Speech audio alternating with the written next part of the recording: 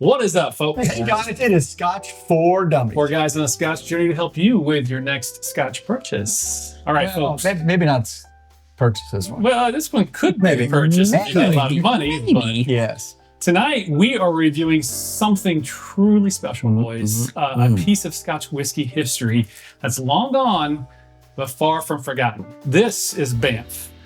Distilled way back in 1975 and bottled in 2013 by Duncan Taylor as part of their Tantalus Series. Oof, man. It's bottled at 49.4% ABV. And while there's no official cask listed, we're guessing it came from a refilled bourbon hogshead. I mean, just look at the color. There's a 38 years old and there's no color to it. So, I mean, admittedly, it's speculation. Speculation, of course. Fair enough. Yeah, but before we dive into the Dram, which I'm very eager to do, we need to talk about Banff and its really wild history. It's got a long history, and we're going to dive into that. The original distillery was founded in 1824. That's not so wild, right, guys? They all are. By a fellow named Major James McKilligan. But eventually it was relocated in 1863 to Inverboinedy. I screwed that up. Right by the railway line. Inverboinedy. Sure, good enough. Can't say I've ever heard of that place, but it was relocated by rail line. All right, and then in 1877, the entire place burned to the ground. That's weird. It happened. And then they rebuilt it, because that's what they do. They even got themselves a private fire engine, just in case, because, you know, plan ahead, I guess, right? Smart move. Banff and every other distillery has a history with fires. That's true. Very true. During World War II, they housed soldiers in the barley lofts, and in 1941, the unthinkable happened. The Germans bombed Banff. What the hell? That's right. Hit Warehouse 12. The whiskey exploded. Barrels went flying everywhere in the rivers. And blue fire poured from the warehouse. It was crazy. I bet it was a sight. I bet it was. But that's not one that's typical in the history books that we read. It's like a movie. Yeah, bomb. Yeah. Band of Brothers or something. Yeah. So legends have it that the ducks and geese got drunk on the whiskey that leaked into the Boindy burn, and the cows nearly couldn't stand up the next day. Okay, that seems fair. That's good milk, Literally right? missing their milking. One fireman even scooped whiskey into his helmet to share with his friends. Good for him. Good for him. He ended up in court. Oh, wow. Worth it? Probably. Because they didn't pay tax on it. Right? That's probably it right Well, that's why he was in court.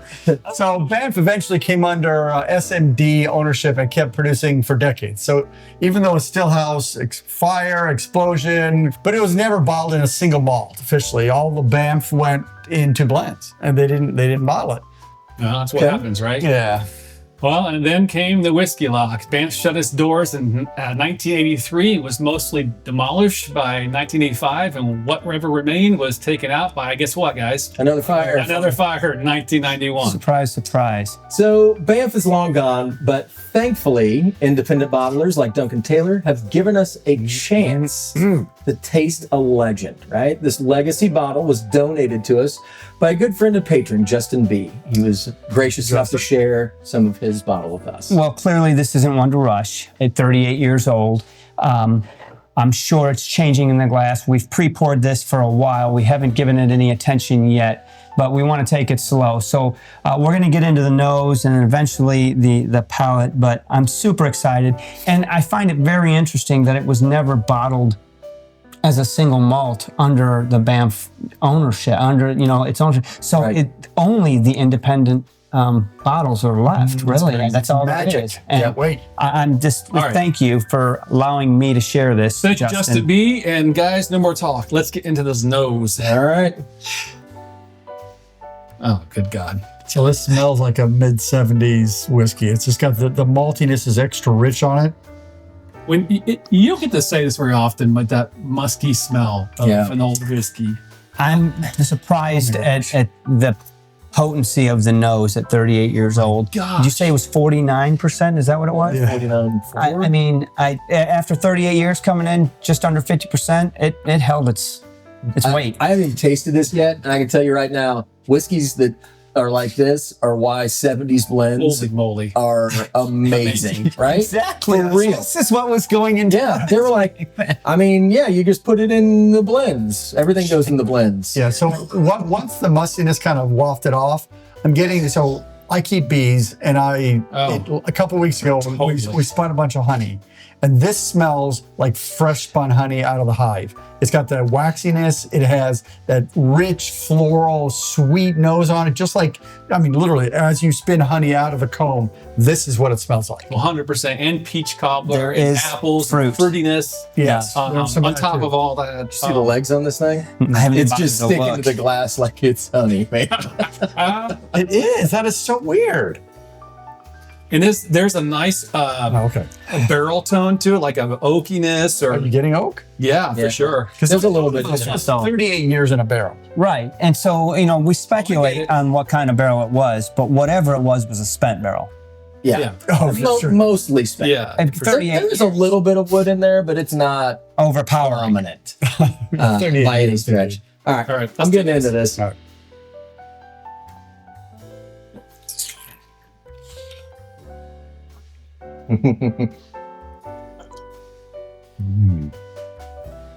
That is not what I expected. Ooh, it's It's spicier. viscosity too. It's That oily and bee- rich. beeswax, when you bite into a Yes. bite of fresh honeycomb, you get the wax, you get the honey. You're gonna laugh. Remember the old wax candies with that green liquid in it? Yeah. Well, that's the wax. Yeah, I mean, it's Wax. So that's all the I protein held it coming out of in my mouth for quite a while before I, Same. and honestly, I was getting apple at that point. But once I freaking let it go down the drain, I can't believe, some whiskeys are really cloying, you get dry. Totally the opposite. I mean, I was just getting saliva building up. I mean, I was just getting all kinds of flavor coming through. It's really potent. It's really powerful. I didn't expect it. It's very powerful. I see. I'm not getting so much apple, but peach. That peach sweetness. Yeah, when I was holding it in my mouth, I got that. Because once I swallowed, that was gone. I didn't get any apple from it. I did get some peach. I did get some wax. I got a lot of mouth saliva was coming out like instead of that cloying dryness. Mm-hmm. It's interesting. I got a spicy note that I wasn't expecting at all from the nose. Like what spicy? Like what spices? I'm trying to put my finger on it because it was almost like an Asian peppery kind of thing going on.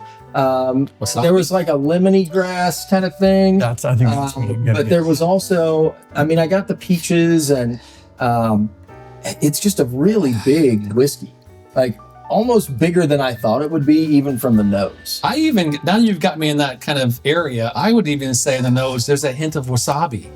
I can get behind that. So I'm coming back in the nose after taking a sip. I get two different things. One nose, I'll get just a lot of malt, and then the next nose, I'll get a lot of the fruitiness. Both of those notes are in there for me.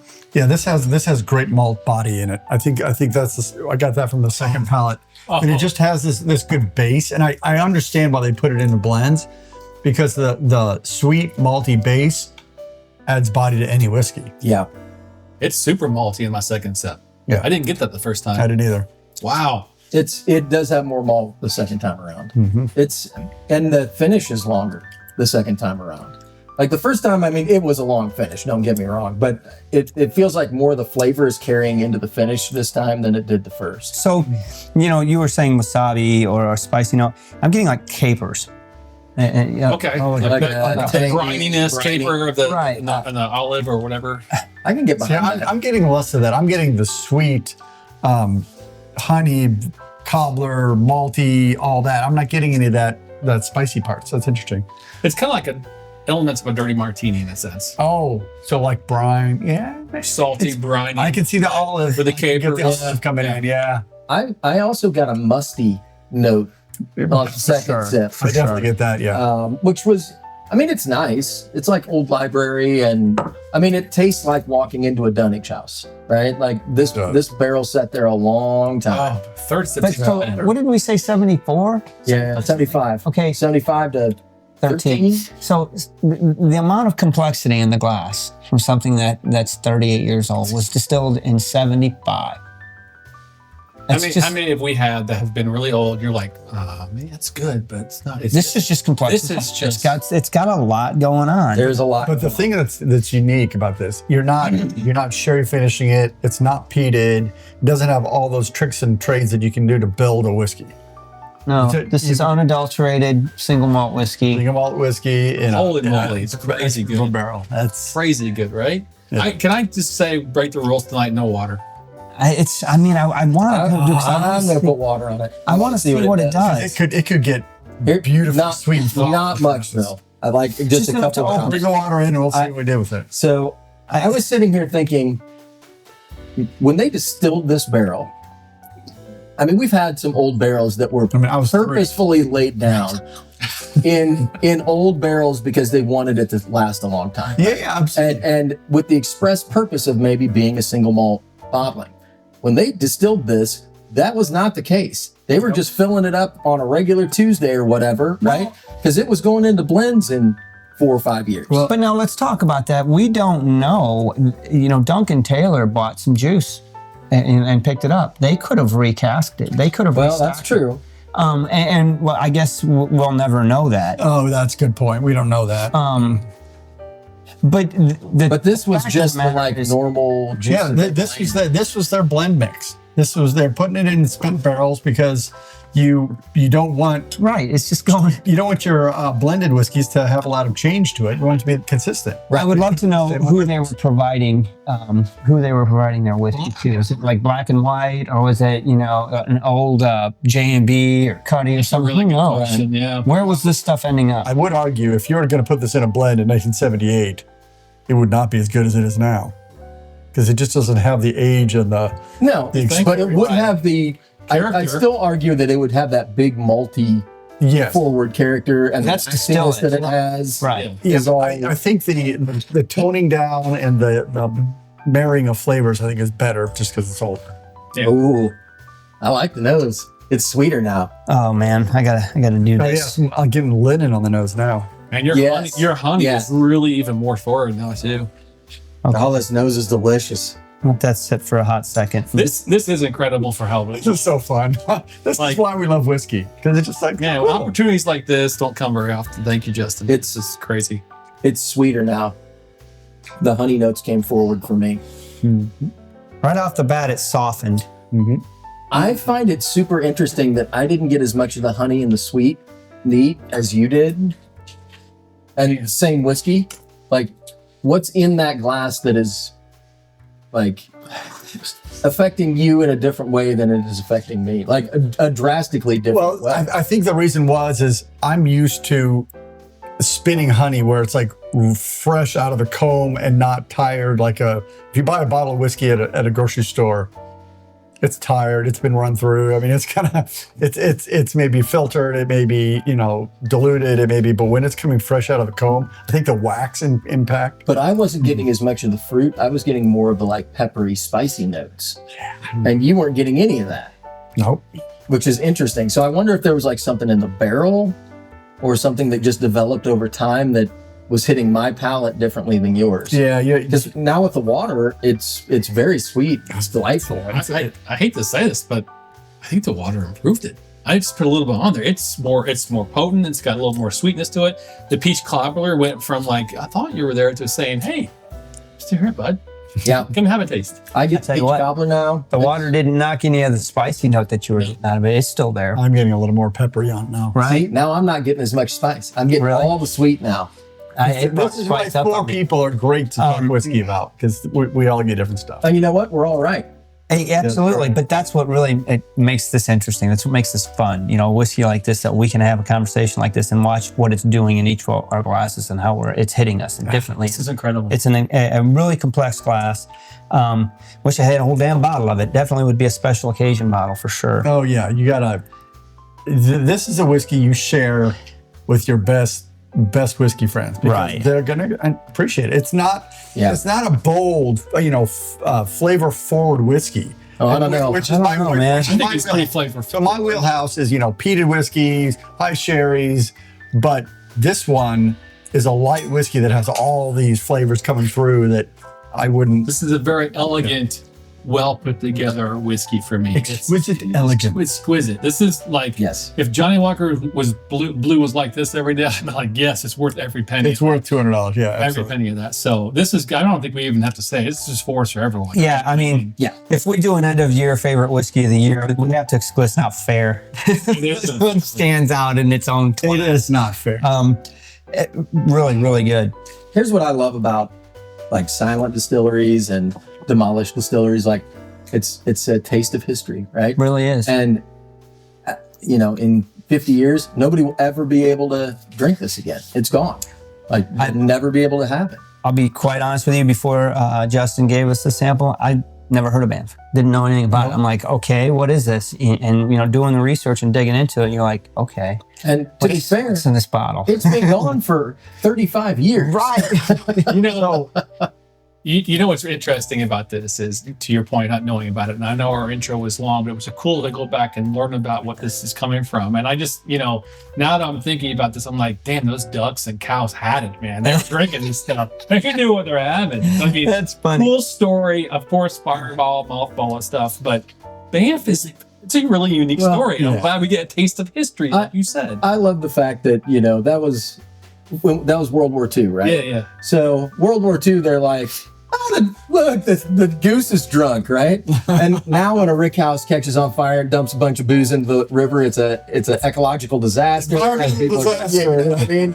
And it's different times. But what's up with the Germans bombing? Is that like to destroy morale? I mean, what was the... All the lights are out there, just bombing everything. Hoping to hit something. Well, thank God we got some of this. So make sure you drink your fancy whiskey bottles, because the whiskey is good and it's good to share it with friends. Yes. It doesn't do any good in the bottle. It's best shared with friends. Starting to get some vanilla Well on it. said. And Justin, Thank you, sir. Thank you, sir. Yes, cheers. Sláinte. 3, 2, 1.